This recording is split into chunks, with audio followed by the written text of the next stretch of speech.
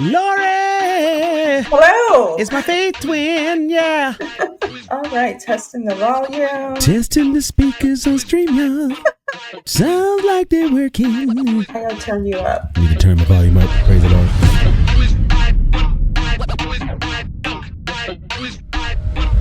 Yes, ladies and gentlemen, and welcome to another episode of the Tombslayer Podcast, the place where we have resurrectional conversations, and indeed, I just made that word up. Today is especially delicious. I am going to be introducing you guys to the person that I affectionately call my faith twin. This lady, we have been rocking since, I don't even remember what year it was, but she's the first person actually ever that I saw play a 7-string bass in church consistently. And the groove was real, ladies and gentlemen. And I'll get into the whole why I call her my faith twin. This lady is unstoppable. Whatever she puts her hands to prospers, works. And I'm just excited to have this conversation with my good friend. I don't even know which one to call it, to her actual name or her synonymous name, because she's in a best-selling children's book author as well. I'm going to use that name. Ladies and gentlemen, please welcome to the stage, LB Ann. Oh my God. Listen. Listen. Best introduction ever. You know I got to bring the fire for my faith twin. Yes, you did. Yes, you did. You know what I'm saying? All the love. All the love. Oh my gosh. Okay, so do I call you LB or do I call you Lori? Which one? I don't even know.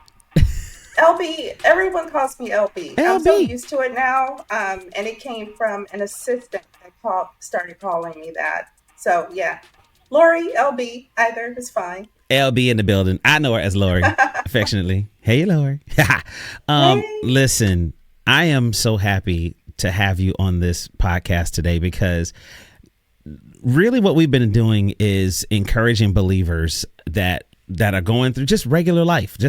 We're honestly, people can look at us and think that we are on this particular upper echelon or this high, platform or whatever, but we're regular people. To be honest, yes. We deal with life as it comes, and we have the same Holy Spirit on the inside of us that moves us and helps us navigate from one victory to the next victory, Yes. And so I'm really excited about having this conversation with you, because the reason why I call you my faith twin is because I'm hard pressed to find somebody else that's a go after it, go get it. What did God say? We're going to figure it out person like myself next to you. And so I want to start with your journey of trusting God with all of your weight. Because, it's like sometimes if a person gets into like an accident or whatever, and something happens to their leg, or they have surgery, there comes a point in time where they're going to have to start putting their weight back on that leg once it's been put back together. How did you learn to put weight on your faith like you have, and the different things that you've done? Oh, wow. You had to start off deep, just right out there. Okay. Honestly, through trials. It came through trials. I've been through my share of trials. We've known each other, I don't know how many years, but you know about the divorce I went through. Really had no income at that time. So I had to trust God for everything. Whoa. And not be afraid to fail. So that meant if I stepped out there, if I fail, is that God's plan? I have to, what do I believe? Am I not supposed to be doing that? So at the same time as I'm stepping out there, adjusting to the roadblocks he might put up to guide me in a different direction. So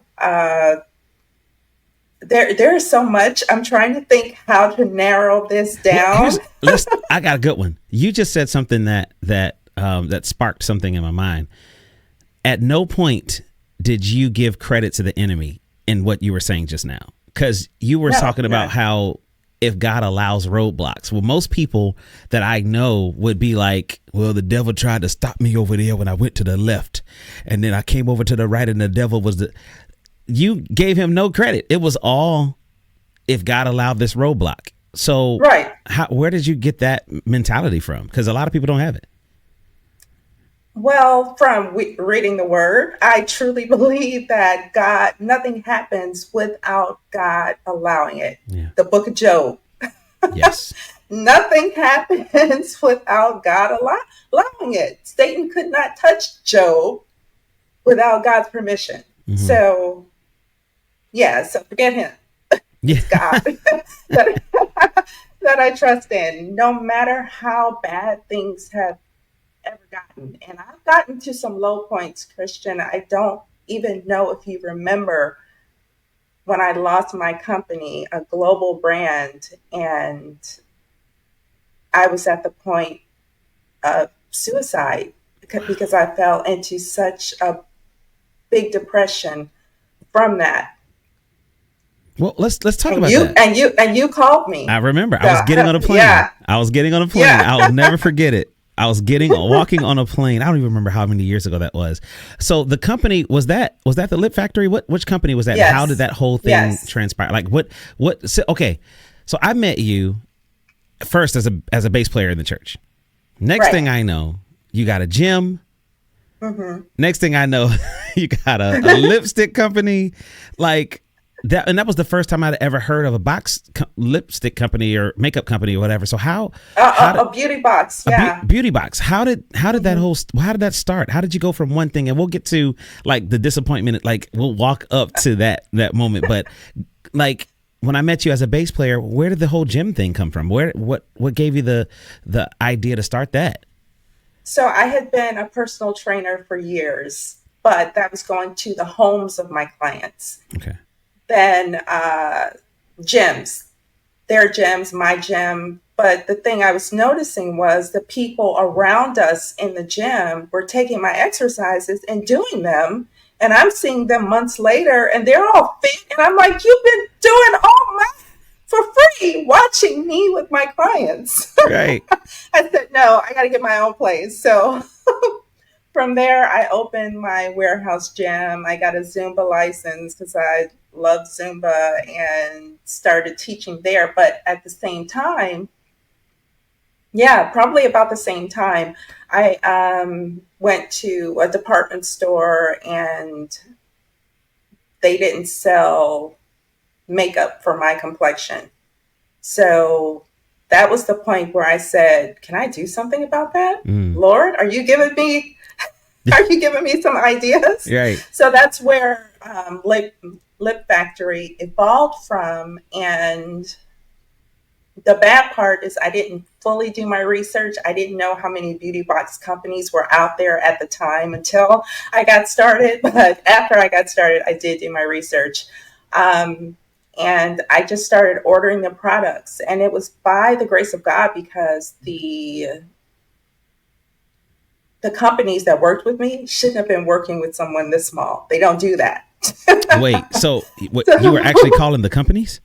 Yes, emailing and calling the cosmetics brands to get their products in my beauty boxes. So all of that started falling into place. And then I said, well, what can I do different in this market? I see this person is only charging $10. They're handling that. This person has makeup and perfume and different things in their box. I said, they all have minis. I'm putting full-size products. I was the first beauty box to put full-size products in their boxes, and everybody then started copying off of me. Wow. So this thing blew so big, so quickly. It was incredible. Wow. It was incredible. So did you feel like, and this is a good question for some people, do you feel like God said for you to start that, or was it just something like, let me go over here and see if this works? Because a lot of people wait for, the heavens to open up or a prophetic word. Thus saith the Lord, I see you jumping rope. I see you going to, whatever. Like, was it just something inside where you were going to give it a try, or did you know that God told you to do that? I knew I was supposed to do fitness, but with Lip Factory, I was just stepping out there and believing God would bless it. Now, not that I wasn't supposed to do it, because I learned so much. Everything I learned in that, I'm using now. So I felt that that was part of my journey to where I am now. It was supposed to be. However, it's where I put that company in my life. What do you mean? It became like an idol in my life, because that's all I cared about. So it was like my company, God, husband, children, that type of thing. Right. The priority of life. I lived, ate, drank, slept the company. So for me to lose it due to another company ripping me off, now that I look back on it, I'm not surprised. It needed to happen because I had learned a valuable lesson in that. That company closed down like within a month after that. But what? Yes. Wow. Now that part I didn't know. But yeah, they did. So it was a hard time. It was tough. Like I said, getting back to you calling me that day. That was the defining day, the day you called. You and my brother kept me from going over that ledge. So you wonder why people are in your... You're not going to make me cry. You wonder why people are in your lives. For all we know, it was for that moment, because what you said to me, even though I didn't outright tell you how I was feeling, you said, you think I didn't hear what you said. I heard what you said, and I don't like it. And I don't know. Do you remember your words? I don't, because that's stuck with me. Okay. Because you read into what I was saying without me saying it. So, yeah. And then right after you, my brother called. And from him listening to what I was saying, he said, I can't do this life without you. And I said, what? And he said, I can't do this life without you, because we're a year and a day apart. We've grown up like twins. And he was letting me know what I meant to him when the church was not. And I have to say that because I don't know if I've ever told anyone that because I called the church for prayer. They prayed with me. I'll call you back the next day to check on you. I never got that call. You called. So I never got the call from the church, but you called. So in a way, the church did call through you. Yeah. Well, we are the church. Here's the thing. Yeah. We have a responsibility as believers to be exactly that. You remember there's a story in the scripture, in the Bible rather, where Jesus was like, hey, when I was hungry, you fed me. When I was thirsty, you gave me something to drink. And you're going to say to me, when did I see you hungry? Like, when was you thirsty and I gave you something to drink? When did that happen? When were you naked and I clothed you? I don't ever remember that.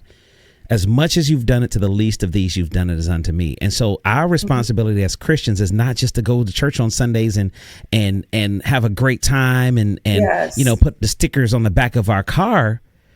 We have the responsibility of being the hands and feet of Jesus. All of us do. Not just the pastors, not just the elders, not just the people who we consider in those positions to be the ministers, these are the ones that are ministers of the gospel, and they such and such and such.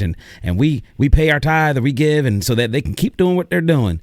But you don't pick up the phone when somebody comes to your mind and give them a call and allow the Spirit of God that knows what they're dealing with, knows the connection and the relationship that he brought together to minister to that person in the time that they need it. For me to have been that for you, it means so much to me, because we're locked. We are brother and sister. This is forever, and it's because I actually took the time to do that, to make that call. I don't know if people really, really understand how important that is. Yeah. Really understand that some of the people that aren't here today, it's not that they're not here because, you know, this person didn't do that or that. Maybe it's because you didn't make that phone call. Oh man, I just thought about such and such, man. And you didn't call them. And next thing you know, man, you heard about such and such? No, you know? Yes. And that's important. Why else are we in each other's lives if we can't be that to each other? Right. You were that for me.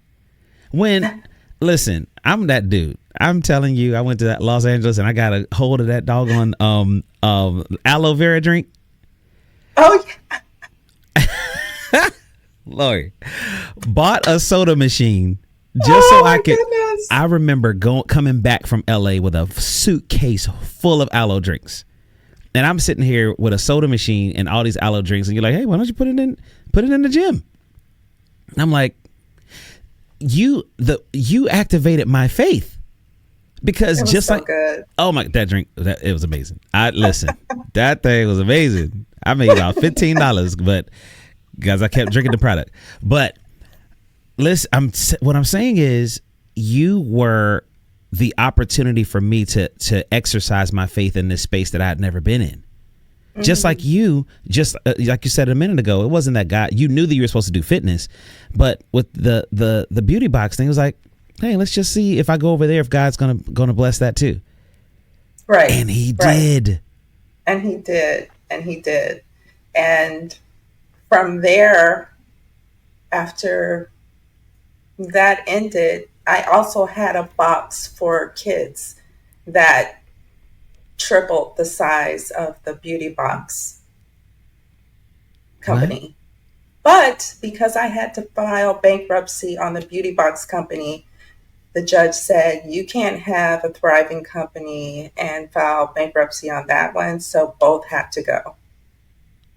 So I had to sell that one to another company, which, yeah, it was a rough time. So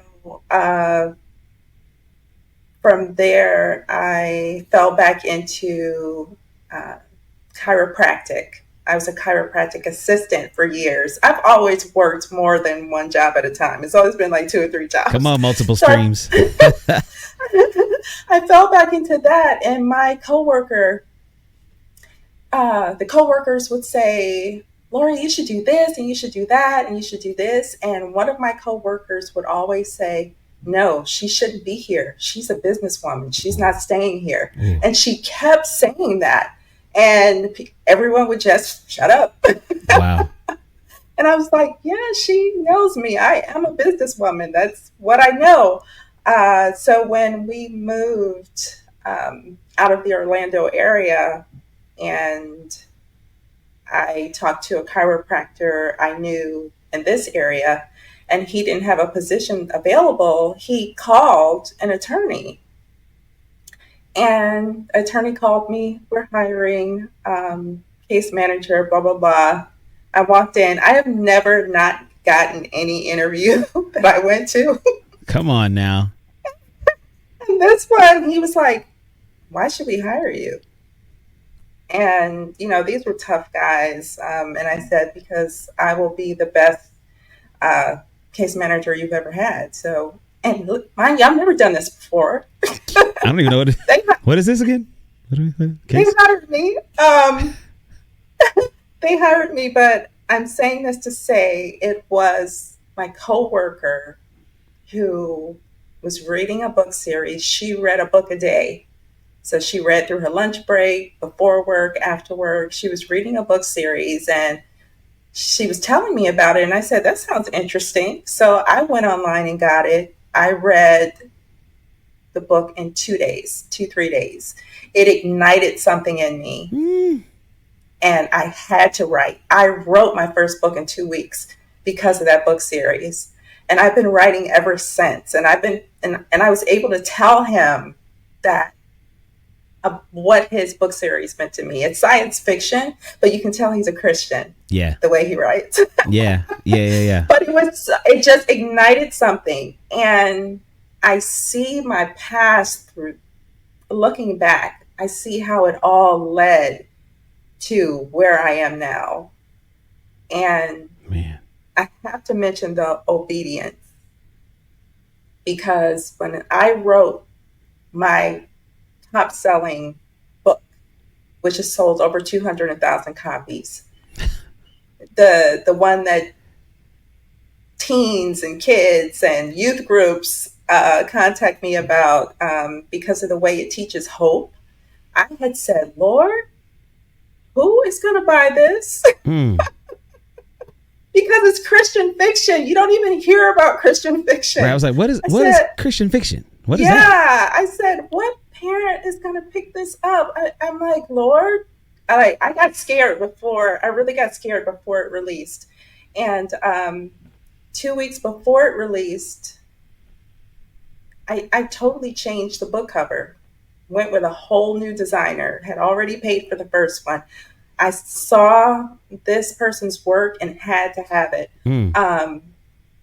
I've sold maybe half my copies just based on that book cover. Man. I feel like God was leading me in what to do. And because I was obedient, yes, that series, I don't know if you've seen the videos with the kids. Yes. Yes, I have. Yes. And it's about kids who are Christians, who are fighting against evil, saving the hope of the world, diverse characters, and the kids love it. And I feel like it was that obedience, because he said, do this. And I said, okay, I'm going to do this. I'm going to put this out here. Even I don't know who's going to buy this. Okay. So you already know I'm a preacher. So my mind is like, I got 17 scriptures. But one of them that comes to mind, the top of my mind, is the one that says, the eyes of the Lord are looking to and fro, forward, backwards and forward on the earth, looking to find somebody to show himself strong on their behalf. I believe that the people that he is looking for and that he targets for stuff like what you're talking about are people that are in motion. People who have decided, even within themselves, that I'm not going to sit here at this job when I know that there's something more in me. Even if I sit here at this job, that I'm going to find ways to tap into the greatness or the greater that's in me, even if I don't know if this is cool with God for me to do. I'm going to go over there. I'm going to start that. I'm going to poke bears, so to speak. It's like there's a story in the Bible where the city was besieged by its enemies, and there was a great famine in the city, right? To the point where people were like eating dove's dung and all this other kind of, you're right. The Book of Kings, I believe, First Kings, or Second Kings, one or two. Anyway, the king, somebody came to the king and was like, King, avenge me, because we agreed, me and this lady agreed that we was gonna boil my child and eat him today, and we was gonna eat hers tomorrow.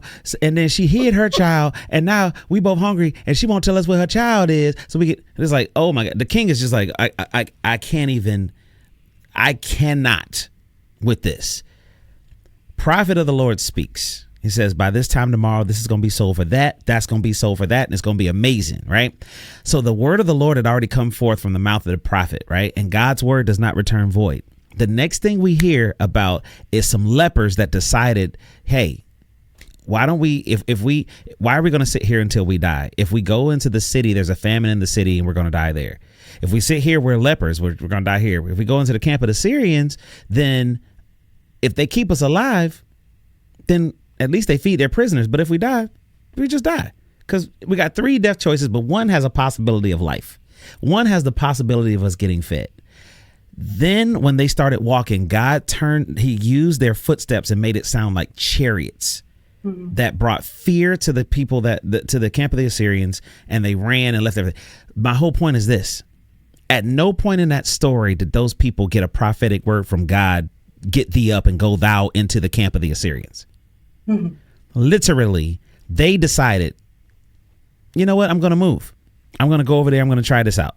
And we're going to see what happens. And God used that, just like you. And I believe that the reason why he's able to use you in this whole different, this authorship is because all of those years ago, you were already willing to move. Most people aren't willing to pivot from what they are comfortable with, what they've done all their lives, and step into this new space. That's tough. And it has not been easy. I wouldn't want anyone to think it's an easy process. The authors that I coach or mentor, they find out it is not. I am a wealth of so much information now because of all of this. But I did say to God when I first started, if I'm doing this only to change the life of one person, so be it. Yeah. I kept saying that to God because I didn't know how far this was going to reach. Like, there are kids that email me. I never thought about God until I read your book series. Whoa. I had parents and grandparents email me all the time, but one parent emailed me, "This is my daughter's favorite series. She's read the whole thing. When is the next book?" I'm nosy. I went and checked out her page. She's a witch. So this is a witch and her daughter's reading Christian fiction. What impact might that have on her child? Man. When you think about it in that way, God is creeping into that girl's life. Yes. You know what I'm saying? Absolutely. And so I never realized the impact it would have. I know I have to say, when I first started and the bills started coming in, my husband's like, "Whoa, wait, what's going on? What are you doing?" And I said, "Give me 2 years." I said, "Please give me 2 years to learn everything I can about this industry. And then you'll see." When I tell you, 2 years later, I handed him a check for thousands. He was like, his eyes were wide. He was like, "What is this for?" I said, "That's for you." And I receive on today. Kept going because there's so much. Like, you have to be, whatever industry you're in, you have to be open to knowledge. Like, for me, if I'm not learning, I'm dying. I have to be learning, and there is just so much to learn in this industry, but obedience is huge. I love that you brought that up, because I'm one who I wasn't formally trained to do what I do, even when it pertains to video production or music production or singing or playing keys or any of that kind of stuff. I was never formally trained to do any of the stuff that the rooms that I'm able to walk in by the grace of God have blown my mind. And I believe that I've stewarded those rooms well. How much more could I have advanced even up to this point had I had your kind of mentality of, let me dive all the way into this thing. Let me figure out all there is. Because somebody's like, "Well, I know how to write books. It's just putting words on paper. I'm pretty good at it. There's nothing for me to learn," because everybody's got their own path or whatever. And so I'll make my own path. What was there for you to learn about writing books? Oh, there's so much, because nowadays everyone is a coach, and there are so many online. And a lot of times there are people who have written one book. Ooh. And a book that's not even selling. Ooh. And a book that was done wrong. Because the people that come to me, I research everyone. So I find out what you put out there and who you've been working with, and before I decide if I'm going to work with them, because we have to align morally. There's things that let's start there. There's things that people have brought and no, I can't not. Or someone who wants me to endorse their book, and there's things in it that should never be in a children's book. So so there's so much to learn, because this industry,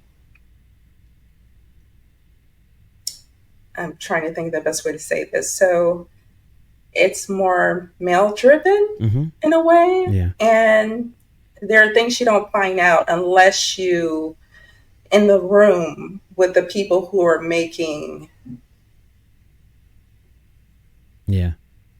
$200,000 a month or more. Those kind of authors. We must pause. Did you say 200,000 a month? Yes. That's who I chose to be my mentors, meaning I'm about to go write something because I'm about to pick up a book and start writing because good God in heaven, that's real. that's real. That is real. But here's the kicker. They write in thrillers, romance, military thrillers, that kind of stuff. That's what sells. What I write doesn't sell. So this is all God, because what I write is not supposed to sell. So I've learned from the people who's already doing it, who's been doing it for years and know all the things.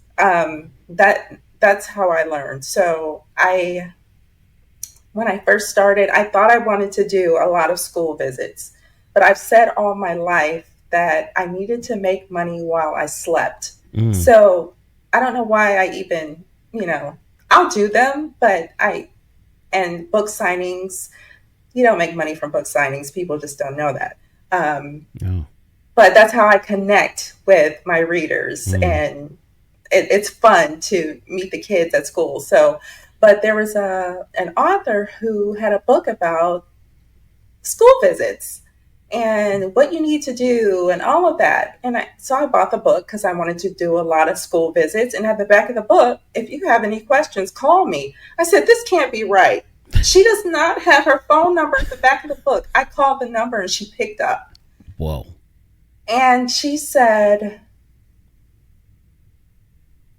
LB Ann, you used initials. That's good because no one likes female authors. And I'm like, what? And she's telling me all these different things. And whoa. There's a lot of behind the scenes stuff that happens pertaining people of color, how we're seen in the industry. So yeah, I had to learn all about that kind of stuff, but also writing, formatting, because I do everything in-house except my book covers and except editing. I can't edit my own work. Got it. Those go out to editors, and my book covers, professional illustrators, but I format in-house. There's a huge business aspect, which is where all my past stuff comes in. There's so much on the business end, marketing and advertising. I cannot even begin to go into everything. Layers. And people who come to me and say, I have this book idea. I started writing it. God wants me to have it out in 3 months. God didn't tell you that because God knows what goes into this. Uh-oh. You got to pause. There's no way. You got to pause right there. God didn't tell you that because he knows the process. So we can look at your harvest. We look at people's harvest and see how amazing that looks, and we can taste of the fruit and all this other kind of stuff.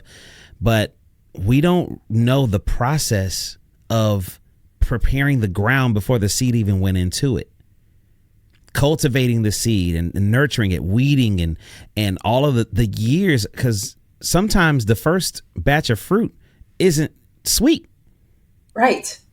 And that's okay. My first book, it sold, I don't know, maybe 250 copies. That's the norm for authors. Many authors, they sell no more than 300 books their entire lives. Wow. So that's the norm for indie authors. That means independent authors. So, but I wasn't stopping there. The Lord kept giving me ideas and I kept writing. So it was my 4th book series that took off, even though, no, it wasn't. The second, my Lolo and Winkle series took off. That was the second series. And then the 3rd series, I didn't publish it. And then the 4th series took off. The 3rd series now is the one that I've had 2 networks contact me about. So it's science fiction, young adult, but we'll see if anything comes of it. I'm just feel blessed that they even contacted me. But there's authors who contact me and say, the reason I continue to coach and mentor authors is because they're falling victim to vanity presses. Vanity presses say, give me this many thousand and I'll publish your book. So it's anywhere from $3,000 to $20,000, which is a ripoff. Not the $3. I would say $5 and up is a ripoff. So some of the vanity presses, they're fine. They're doing what they're supposed to do, but others are totally ripping people off. And I always say, please ask me before you do that. I either know about them or can check them out for you. Thousands, you have no idea. I have some horror stories. So they come to me and with a so-called finished product. That's the other issue in the industry.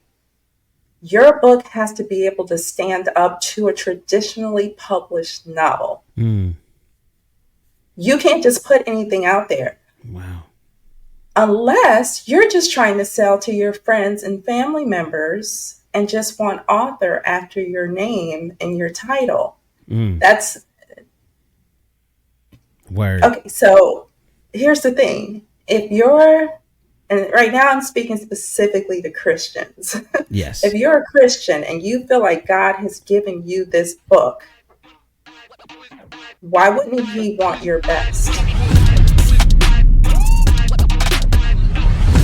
All right, good people, listen up now. If you enjoyed that episode, trust me, there's a lot more where that came from. So make sure you subscribe to Tombslayer YouTube page because you don't want to miss one of these conversations. You don't want to miss this sweet, sweet hat game either now.